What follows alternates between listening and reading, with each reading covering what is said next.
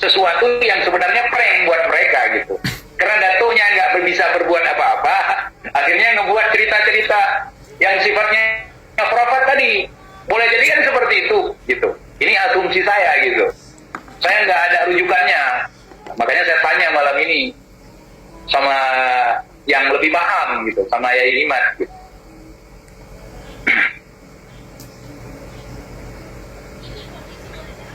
Silahkan Yai.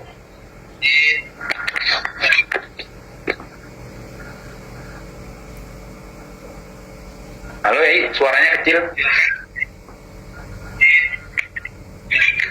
Baik. Ini suaranya agak terkendala di sini. Nggak apa-apa, yang penting jelas. Tapi suara Yai jelas. Nah. Ya.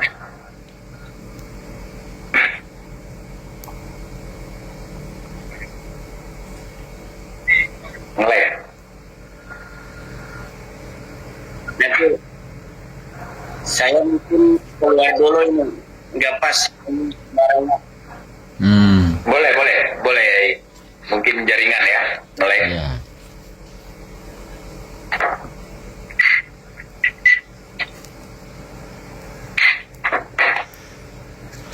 Ala kulihal, mungkin Gus Aziz bisa menjelaskan sedikit terkait prank datuk tadi. Bukan pring petuk ya. Prank datuk. Dulu saya udah ngelawan pring petuk, sekarang ngelawan prank datuk.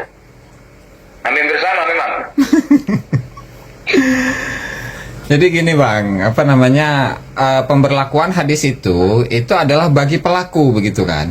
Bagi pelaku. Artinya kalau memang pelakunya itu masih hidup, maka ancaman-ancaman yang ada dalam hadis tadi itu ya berarti berlaku bagi dirinya.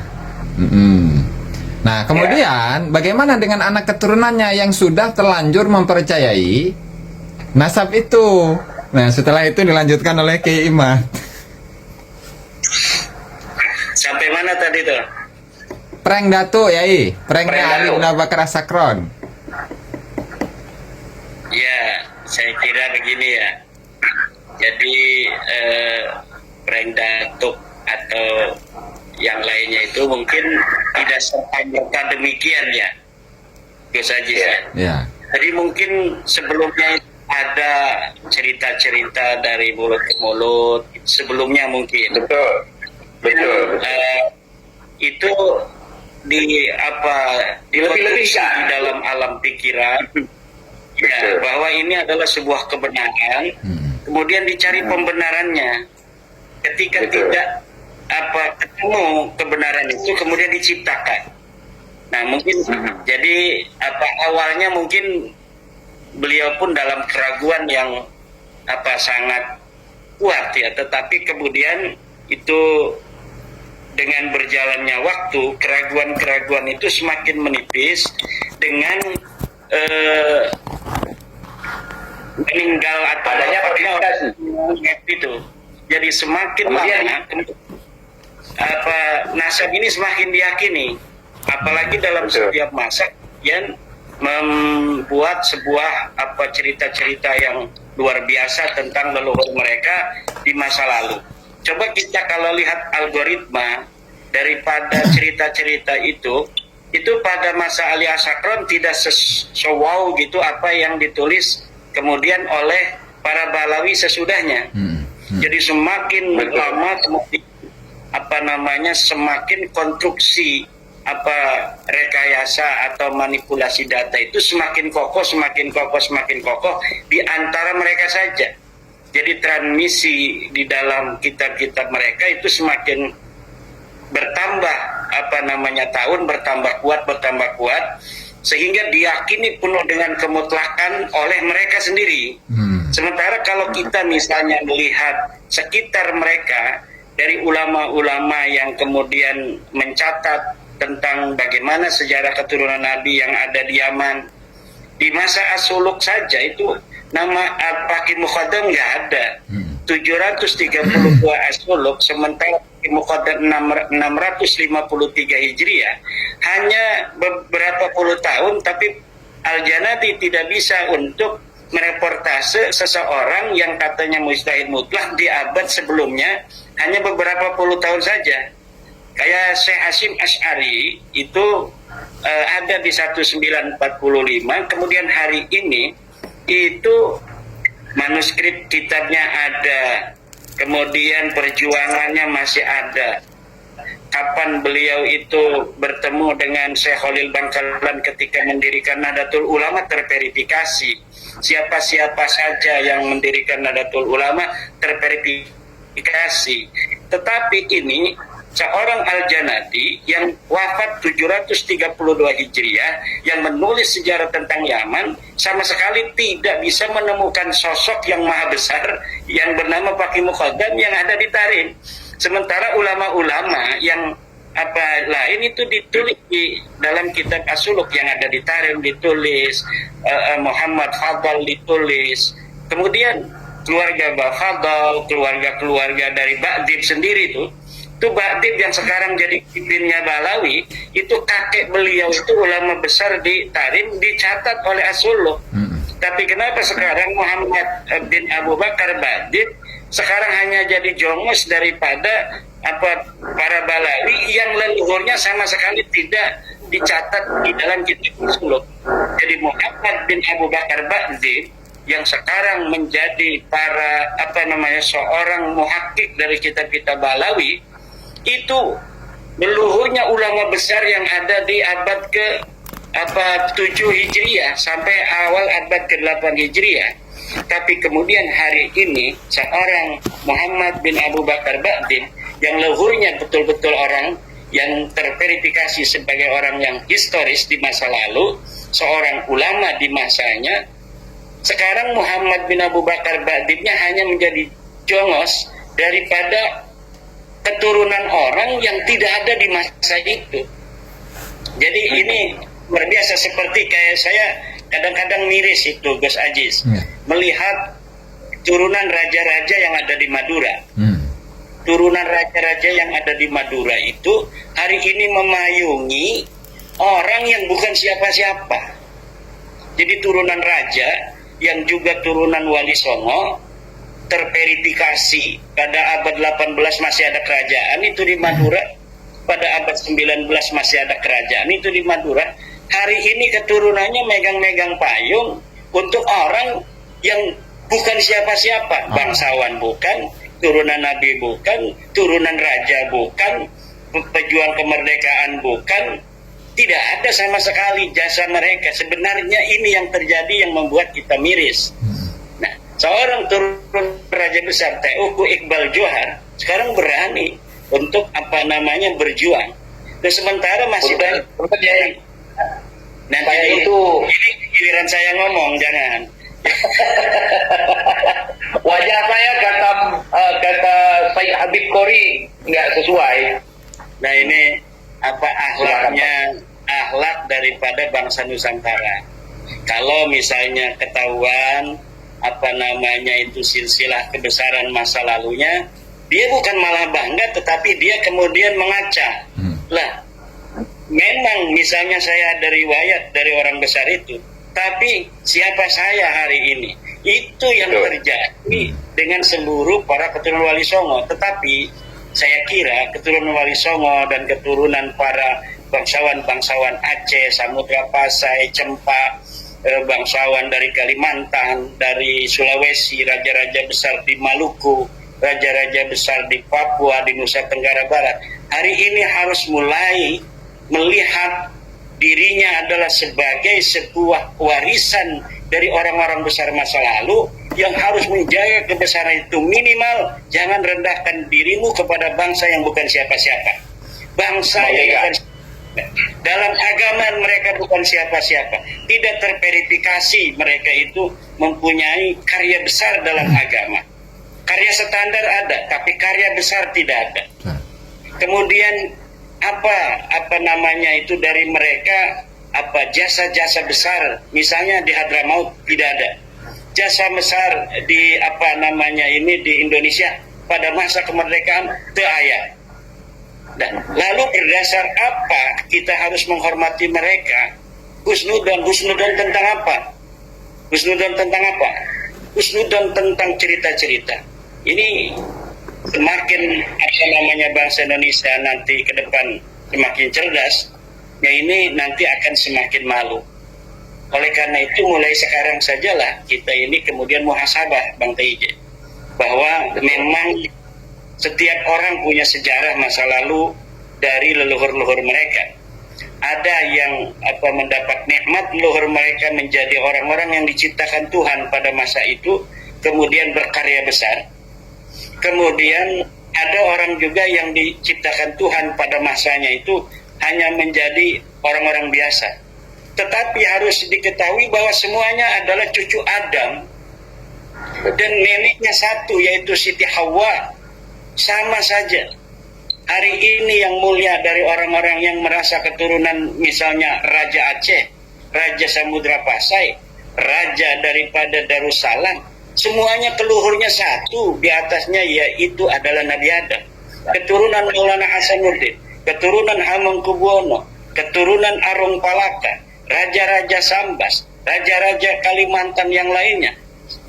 Pada masanya memang mereka adalah raja, tapi sebelumnya sama saja dengan rakyat yang dipimpinnya, dengan orang yang ada di Afrika, dengan orang yang hari ini mencari sampah. Semuanya kakinya sama, yaitu Adam alaihi salam. Tidak perlu ada orang yang hari ini ada merasa lebih mulia dari yang lainnya. Hanya berdasarkan cerita masa lalu di tengah-tengah.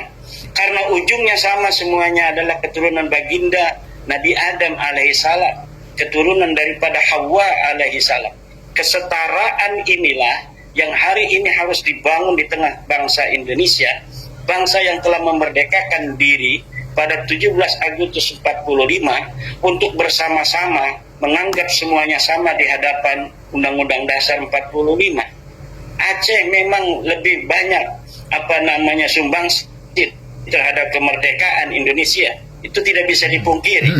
Tetapi dengan kita menandatangani Undang-Undang Dasar itu, berarti kita telah bersama-sama kemudian bersepakat untuk hadir sebagai anak-anak bangsa Indonesia dalam derajat yang sama dari kacamata Pancasila, kacamata Bhinneka Tunggal Ika, kacamata merah putih dan yang lainnya. Undang-undang yang kita bentuk bersama-sama, baik undang-undang pada masa kemerdekaan sampai hari ini, atau undang-undang tentang peraturan-peraturan lainnya, di mata hukum semuanya sama. Ini yang harus dibangun Bang TIJ. Kita harus menjaga ini bangsa Indonesia yang dulu berkerajaan-kerajaan yang banyak. Di Sumatera itu kerajaannya banyak, di Aceh aja bukan hanya kerajaan Samudra Pasai, apalagi tuh ada kerajaan apalagi Bang TJ? Ada kerajaan Lamuri, ada kerajaan Cempa, ada Cempa ya, Cempa. Nah. Iya, anak saya namanya Cempa. Kalau Cempa itu di Aceh artinya cempaka, sama seperti nama Pondok Kiai Iman. Ya, dan nama anak saya pun salah satu namanya Cempa. Nah, Cempa. Biarkan itu masa lalu, kerajaan-kerajaan itu. Di Jawa banyak kerajaan dari mulai Salakanegara, Tarumanegara, Kerajaan Pajajaran, Kerajaan Banten, Kerajaan Sunda. Di Jawa juga ada Ken Arok, Singasari, ada Uritekan Dayun dan lain sebagainya itu di Kediri. Semua punya masa lalu, tapi hari ini adalah Indonesia. Kita jaga Indonesia ini. Betul. Masa lalu itu meneteskan air mata sedih gitu. Kadang melihat saudara, misalnya saudara-saudara saya di Aceh ya, karena ini lagi ngomong sama orang Aceh, saya bicara tentang misalnya tentang Aceh, bagaimana perjuangan mereka masa lalu, kemudian ada sedikit luka hati ingin memisahkan diri dari bangsa Indonesia. Lalu kalau memisahkan diri dengan bangsa Indonesia, orang Banten yang saudaranya bagaimana kan? Nanti beda, mau ketemu dengan Bang TIJ aja harus pakai paspor. Paspor.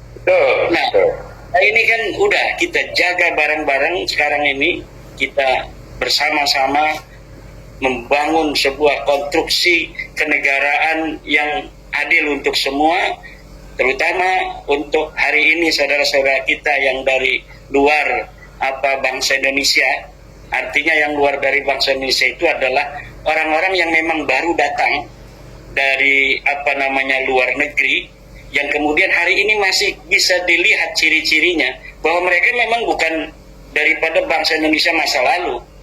Dari namanya masih ada nama-nama masa lalu, misalnya Van Houten dan lain sebagainya, bin Syihab, yang nama-nama itu kemudian mencirikan bahwa mereka memang bukan bangsa Indonesia. Ayo kita sakuyunan menjaga negara, bangsa. Kalau memang kita merasa sekarang sebagai bangsa Indonesia, lupakan masa lalu. Sekarang kita bangsa Indonesia. Udah namanya Iqbal, Ajis, Imad, walaupun nama Arab tapi itu merasa semua adalah nama-nama bangsa Indonesia. Nama Sutrisno, Joko, Widodo, Prabowo, Sumitro. Nah, ini nama-nama yang ada di Indonesia. Caniago, kemudian si Tompul, si Butar-Butar, si Nagabonar, dan lain sebagainya. Optiba, itu nama Tusi. Deddy Mulyadi dan lain sebagainya, Egy. Nah, ini nama-nama bangsa Indonesia. Artinya apa? Artinya perlulah dievaluasi. Apa perlu orang-orang yang turunan Van Houten dulu, yang keturunan Van Houten dari Belanda, hilangkan nama Van Houtennya agar nanti anak keturunannya tidak dianggap orang asing bagi anak cucu kita yang ada di tahun 2200 misalnya, yang masih nama Assegaf. Hilangkan nama itu sehingga nanti anak cucunya tidak dianggap orang asing dan tidak ada lagi pembahasan begini bahwa kamu bukan orang Indonesia. Kalau mau, tapi kalau memang mereka tidak mau, ya mungkin hal-hal seperti ini, walaupun misalnya nanti hari ini mereka kan sudah ada yang datang ke kiai-kiai mengemis-ngemis minta dilindungi, kemudian datang ke PBNU nggak undang aja datang. Nah, ini memang tidak itu membuat kita sedih. Kita ini bangsa Indonesia, bangsa yang sangat rahmatan lil alamin. Kita sedih kalau misalnya orang-orang itu terlalu menghibah-hibah kepada kita.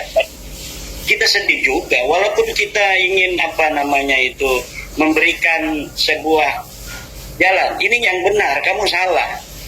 Nah, tapi kemudian ketika melihat di tengah-tengah perjalanan itu mereka melakukan hal-hal yang menghinakan diri mereka sendiri juga, itu kadang-kadang sedih juga. Kok cara-caranya salah dulu gitu, gayanya salah melulu gitu. Nah, ini udah, kalau memang kayak misalnya tadi dikatakan ada yang ingin berdebat lagi atau berdiskusi, apa sih yang mau didebatkan lagi? Iyul kesimpulan ini bahwa Balawi bukan cucu Nabi. Mustahil dari DNA mereka cucu Nabi. Jangankan mereka cucu Nabi, orang Arab aja bukan. Ini kesimpulan sudah kesimpulan qat'i. Sesuatu yang qat'i itu tidak usah diperdebatkan lagi.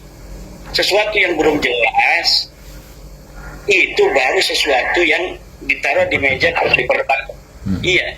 Kalau sesuatu yang qat'i bahwa gula itu manis, nah kita tidak boleh menerima sebuah pernyataan dari orang lain bahwa gula itu pahit, kalau kita sudah merasakan bahwa gula itu manis. Ini namanya qat'i.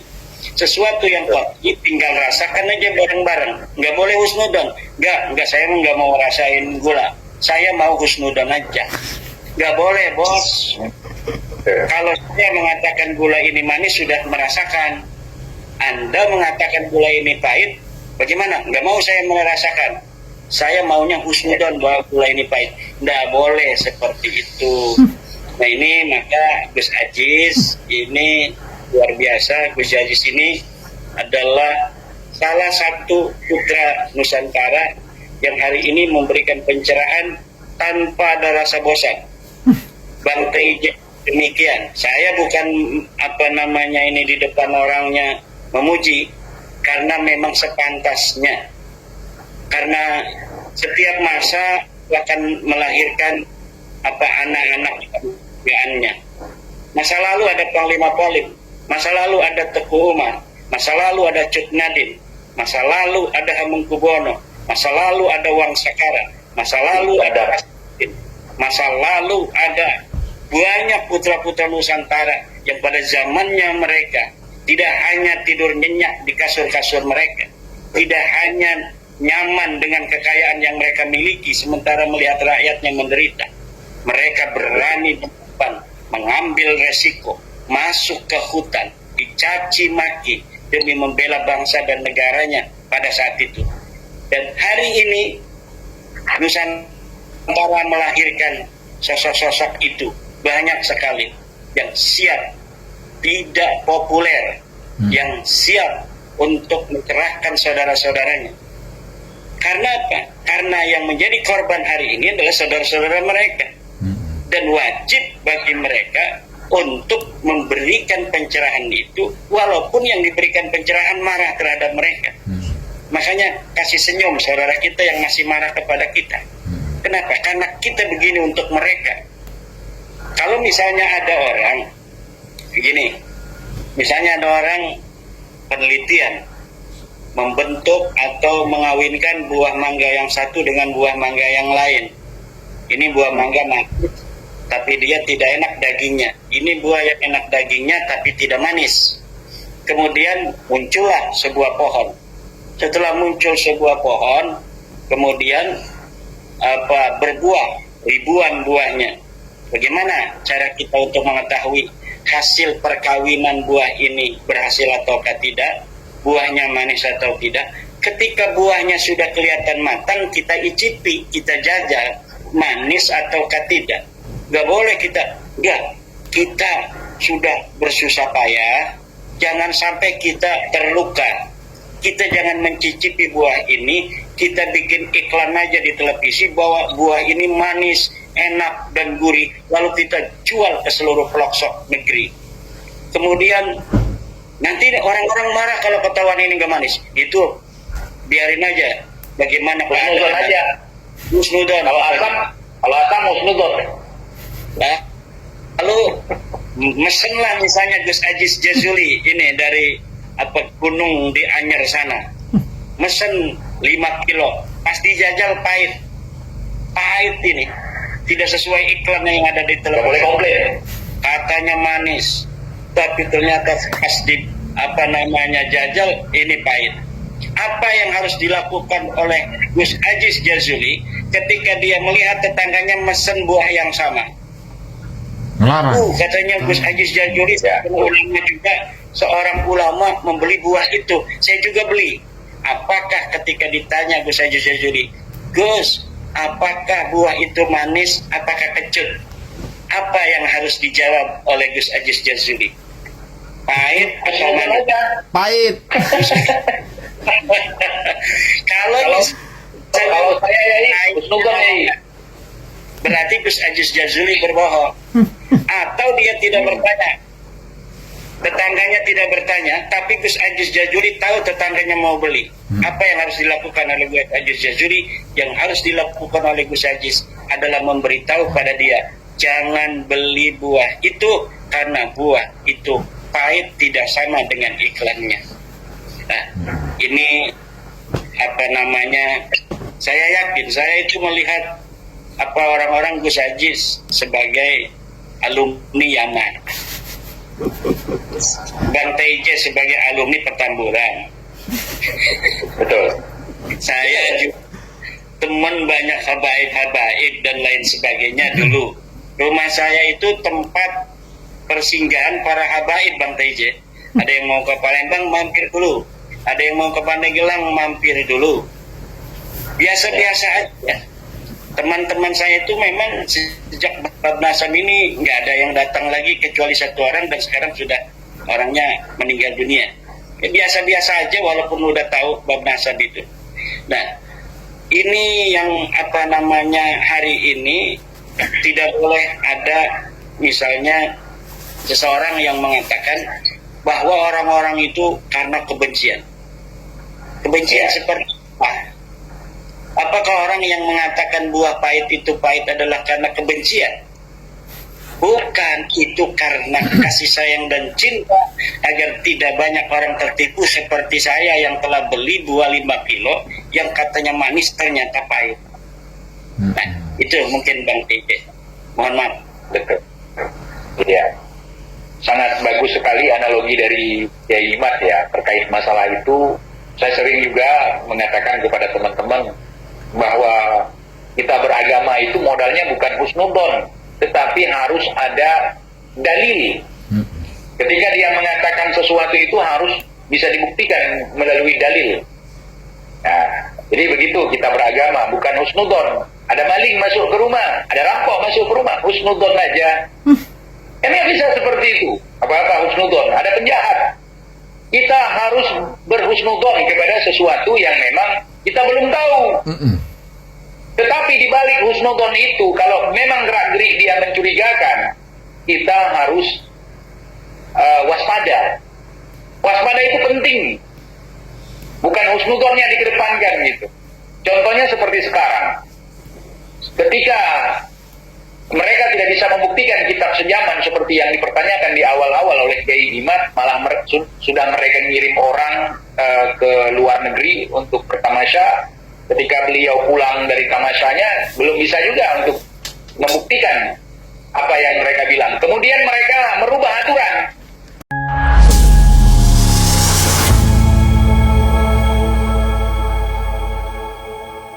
Itulah tadi pesan-pesan dari TIJ Kiai Haji Madudin Usman Al-Bantani serta Gus Jasuli yang membahas tentang Ali Syakron. Bagaimana menurut pendapat teman-teman semua? Silahkan lanjut di kolom komentar. Terima kasih selalu support Arman Al-Fatih. Kita jumpa lagi di video selanjutnya. Assalamualaikum warahmatullahi wabarakatuh.